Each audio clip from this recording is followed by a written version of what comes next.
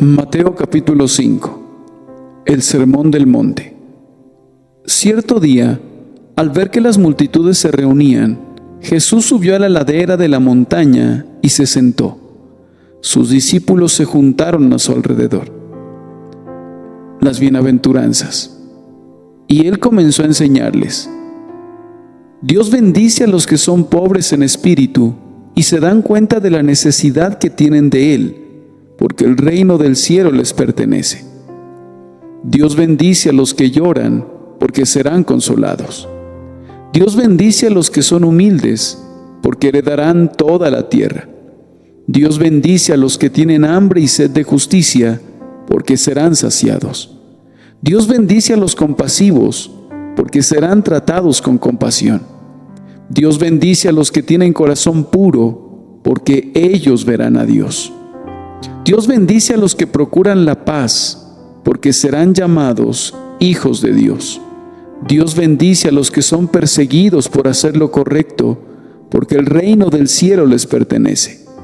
Dios los bendice a ustedes cuando la gente les hace burla y los persigue y miente acerca de ustedes, y dice toda clase de cosas malas en su contra, porque son mis seguidores. Enseñanza acerca de la sal y de la luz. Alégrense, estén contentos, porque les espera una gran recompensa en el cielo. Y recuerden que a los antiguos profetas los persiguieron de la misma manera. Ustedes son la sal de la tierra, pero ¿para qué sirve la sal si ha perdido su sabor? ¿Puede lograr que vuelva a ser salada? La descartarán y la pisotearán como algo que no tiene ningún valor. Ustedes son la luz del mundo, como una ciudad en lo alto de una colina que no pueden esconderse. Nadie enciende una lámpara y luego la pone debajo de una canasta. En cambio, la coloca en un lugar alto donde ilumina a todos los que están en la casa. Enseñanza acerca de la ley. De la misma manera, dejen que sus buenas acciones brillen a la vista de todos, para que todos alaben a su Padre Celestial. No malinterpreten la razón por la cual he venido. No he venido para abolir la ley de Moisés o los escritos de los profetas. Al contrario, vine para cumplir sus propósitos. Les digo la verdad, hasta que desaparezca el cielo y la tierra, no desaparecerá ni el más mínimo detalle de la ley de Dios, hasta que su propósito se cumpla. Entonces, si no hacen caso al más insignificante mandamiento y les enseñan a los demás a hacer lo mismo, serán llamados los más insignificantes en el reino del cielo. Pero el que obedece las leyes de Dios y las enseñanzas será llamado grande en el reino del cielo. Enseñanza acerca del enojo. Les advierto, a menos que su justicia supere a la de los maestros de la ley religiosa y a la de los fariseos, nunca entrarán en el reino del cielo.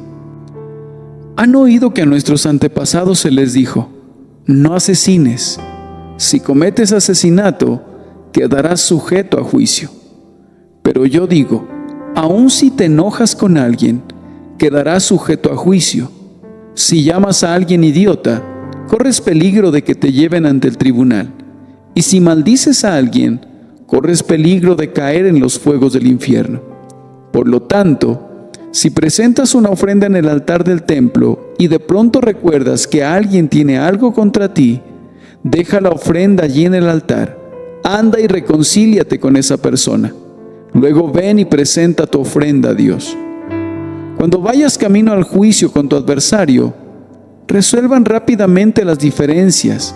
De no ser así, el que te acusa podría entregarte al juez, quien te entregará a un oficial y te meterá en la cárcel. Enseñanza acerca del adulterio. Si eso sucede, te aseguro que no te pondrán en libertad hasta que hayas pagado el último centavo. ¿Han oído el mandamiento que dice: no cometas adulterio? Pero yo digo que el que mira con pasión sexual a una mujer ya ha cometido adulterio con ella en el corazón. Por lo tanto, si tu ojo, incluso tu ojo bueno, te hace caer en pasiones sexuales, sácatelo y tíralo. Es preferible que pierdas una parte de tu cuerpo y no que todo tu cuerpo sea arrojado al infierno. Enseñanzas acerca del divorcio. Y si tu mano, incluso tu mano más fuerte, te hace pecar, córtala y tírala. Es preferible que pierdas una parte del cuerpo y no que todo tu cuerpo sea arrojado al infierno. ¿Han oído la ley que dice: un hombre puede divorciarse de su esposa con solo darle por escrito un aviso de divorcio? Enseñanza acerca de los juramentos. Pero yo digo que un hombre que se divorcia de su esposa, a menos que ella le haya sido infiel, hace que ella cometa adulterio, y el que se casa con una mujer divorciada también comete adulterio. También han oído que a nuestros antepasados se les dijo: no rompas tus juramentos, debes cumplir con los juramentos que le haces al Señor. Pero yo digo: no hagas juramentos, no digas por el cielo, porque el cielo es el trono de Dios, y no digas por la tierra, porque la tierra es en donde descansa sus pies. Tampoco digas por Jerusalén, porque Jerusalén es la ciudad del gran rey. Ni siquiera digas por mi cabeza, porque no puedes hacer que ninguno de tus cabellos se vuelva blanco o negro. Enseñanza acerca de la venganza. Simplemente di: sí, lo haré, o no, no lo haré. Cualquier otra cosa proviene del maligno. ¿Han oído la ley que dice que el castigo debe ser acorde a la gravedad del daño? Ojo por ojo y diente por diente. Pero yo digo: no resistas a la persona mala. Si alguien te da una bofetada en la mejilla derecha, ofrécele también la otra mejilla. Si te demandan ante el tribunal y te quitan la camisa, dales también tu abrigo. Si un soldado te exige que lleves su equipo por 1 kilómetro, llévalo 2. Enseñanza acerca de amar a los enemigos. Dales a los que te pidan y no des la espalda a quienes te pidan prestado. ¿Han oído la ley que dice: ama a tu prójimo y odia a tu enemigo? Pero yo digo: ama a tus enemigos, ora por los que te persiguen. De esa manera estarás actuando como verdadero hijo de tu Padre que está en el cielo, pues Él da la luz de su sol tanto a los malos como a los buenos, y envía la lluvia sobre los justos y los injustos por igual. Si solo amas a quienes te aman, ¿qué recompensa hay por eso? Hasta los corruptos cobradores de impuestos hacen lo mismo. Si eres amable solo con tus amigos, ¿en qué te diferencias de cualquier otro? Hasta los paganos hacen lo mismo. Pero tú debes ser perfecto, así como tu Padre en el cielo es perfecto. Comentario bíblico de Matthew Henry. Mateo capítulo 5, versículos del 1 al 2. Nadie encontrará la felicidad en este mundo o en el otro que no la busque en Cristo por medio de la regla de su palabra. Él les enseñó cuál era el mal que debían aborrecer y cuál el bien que debían buscar y abundar. Mateo 5, del 3 al 12. Nuestro Salvador da aquí 8 caracteres de personas bienaventuradas que nos representan las principales gracias de un cristiano. Primero, los pobres de espíritu son felices. Estos llevan sus mentes a su condición, cuando es una condición baja. Son humildes y bajos a sus propios ojos, ven sus carencias, se lamentan de su culpa y tienen sed de un Redentor. El reino de la gracia es de los tales, el reino de la gloria es para ellos. Segundo, los que lloran son felices. Esa tristeza piadosa que produce un verdadero arrepentimiento, vigilancia, una mente humilde y una dependencia continua de la aceptación de la misericordia de Dios en Cristo Jesús, con una búsqueda constante del Espíritu Santo para limpiar el mal restante. Parece que se refiere aquí. El cielo es la alegría de nuestro Señor, una montaña de alegría, a la cual nuestro camino es a través de un valle de lágrimas. Estos dolientes serán consolados por su Dios. 3. Los mansos son felices. Los mansos son los que se someten tranquilamente a Dios, los que pueden soportar los insultos, los que callan o dan una respuesta suave, los que en su paciencia mantienen la posesión de sus propias almas, cuando apenas pueden mantener la posesión de cualquier otra cosa. Estos mansos son felices incluso en este mundo. La mansedumbre promueve la riqueza, la comodidad y la seguridad, incluso en este mundo. Cuarto, los que tienen hambre y sed de justicia son felices. La justicia se pone aquí para todas las bendiciones espirituales. Estas son compradas para nosotros por la justicia de Cristo, confirmada por la fidelidad de Dios. Nuestros deseos de bendiciones espirituales deben ser sinceros. Aunque todos los deseos de gracia no son gracia, sin embargo, un deseo como este es un deseo de la propia crianza de Dios, y Él no abandonará la obra de sus propias manos. Quinto, los misericordiosos son felices. No solo debemos soportar con paciencia nuestras propias aflicciones, sino que debemos hacer todo lo posible para ayudar a los que están en la miseria. Debemos tener compasión de las almas de los demás y ayudarlas, compadecernos de los que están en pecado y procurar arrancarlos como tizones de la hoguera. Sexto, los puros de corazón son felices, porque verán a Dios. Aquí la santidad y la felicidad se describen y se unen plenamente. El corazón debe ser purificado por la fe y guardado para Dios. Crea en mí, oh Dios, un corazón tan limpio. Solo los puros son capaces de ver a Dios, y el cielo no sería una felicidad para los impuros. Así como Dios no puede soportar mirar su iniquidad, ellos no pueden mirar su pureza. Séptimo, los pacíficos son felices. Aman, desean y se deleitan en la paz, y estudian para estar tranquilos. Guardan la paz para que no se rompa y la recuperan cuando se rompe. Si los pacificadores son bienaventurados, ay de los que rompen la paz. 8. Los que son perseguidos por causa de la justicia son felices. Este dicho es peculiar del cristianismo y se insiste en él más que en cualquiera de los demás. Sin embargo, no hay nada en nuestros sufrimientos que pueda merecer de Dios.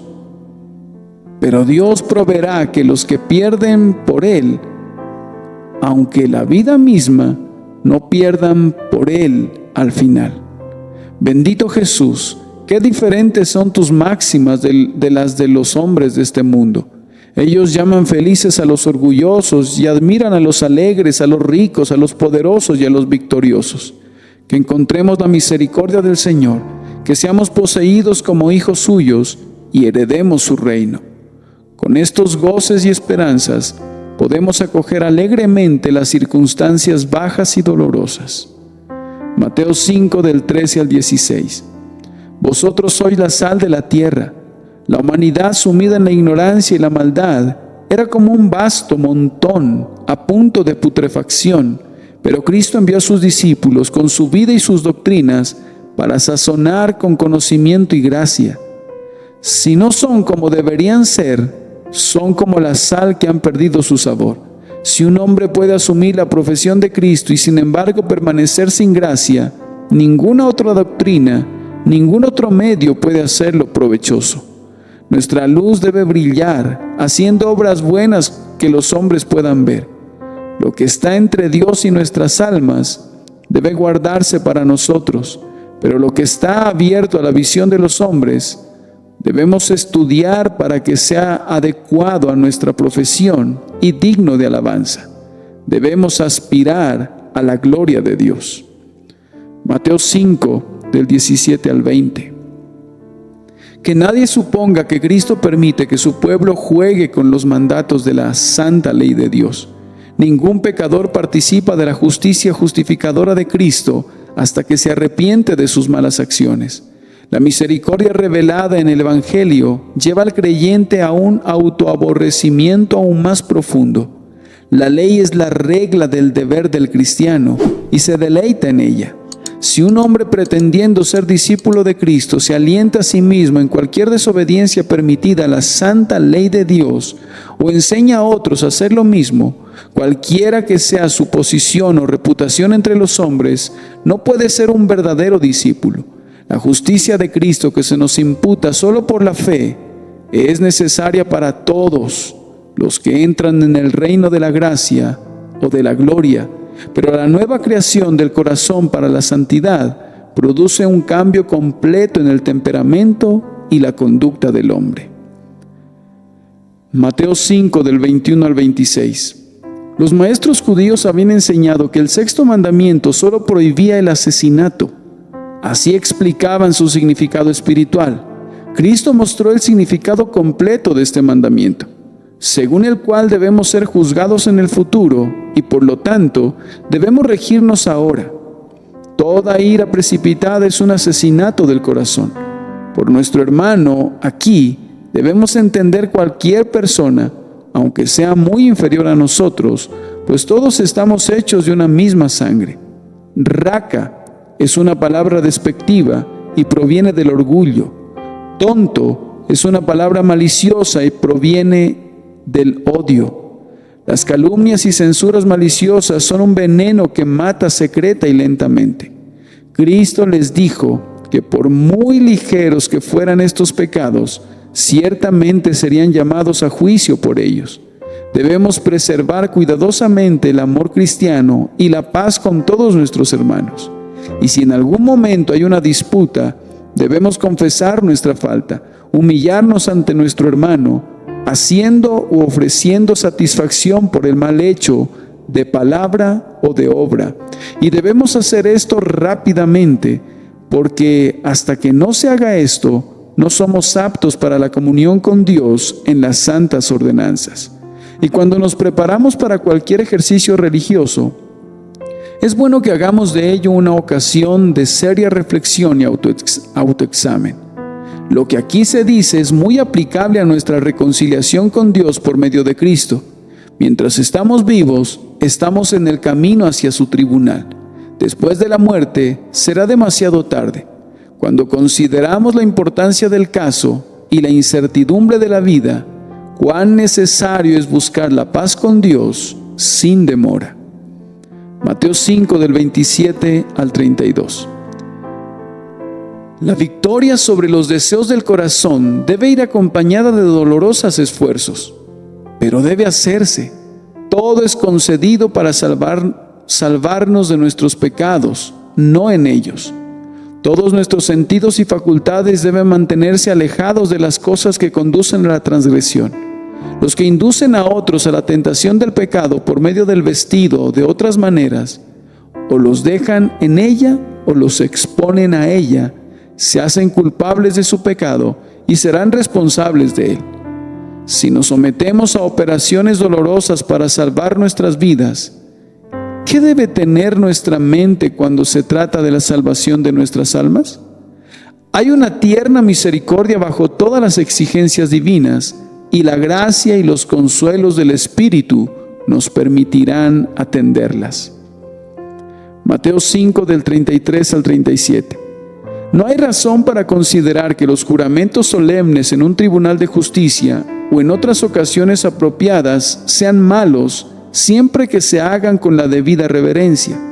Pero todos los juramentos prestados sin necesidad o en una conversación común deben ser pecaminosos, así como todas aquellas expresiones que son apelaciones a Dios, aunque las personas piensen que así evaden la culpa de jurar.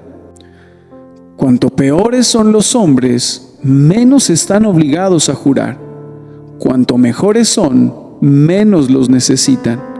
Nuestro Señor no ordena los términos precisos en los que debemos afirmar o negar, sino un respeto constante a la verdad que haga innecesarios los juramentos. Mateo 5, del 38 al 42. La instrucción clara es: sufre cualquier daño que pueda ser soportado por el bien de la paz, encomendando tus preocupaciones a la custodia del Señor. Y el resumen de todo esto es que los cristianos deben evitar las disputas y los enfrentamientos.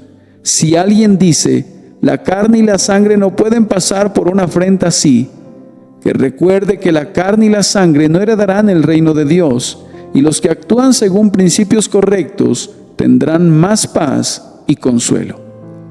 Mateo 5, del 43 al 48. Los maestros judíos entendían por prójimo solo aquellos que eran de su propio país, nación y religión, a quienes se complacían en considerar como sus amigos. El Señor Jesús enseña que debemos hacer toda la bondad real que podamos con todos, especialmente con sus almas. Debemos orar por ellos. Mientras que muchos darán el bien por el bien, nosotros debemos dar el bien por el mal. Y esto hablará de un principio más noble que el de la mayoría de los hombres. Otros saludan a sus hermanos y abrazan a los de su propio partido, camino y opinión. Pero nosotros no debemos limitar nuestro respeto de esa manera. El deber de los cristianos es desear, apuntar y empujar hacia la perfección en la gracia y la santidad. Y en esto debemos estudiar para conformarnos al ejemplo de nuestro Padre Celestial. Primera de Pedro 1:15, Primera de Pedro 1:16. Seguramente se debe esperar más de los seguidores de Cristo que de los demás. Seguramente se encontrará más en ellos que en otros. Supliquemos a Dios que nos permita demostrar que somos sus hijos.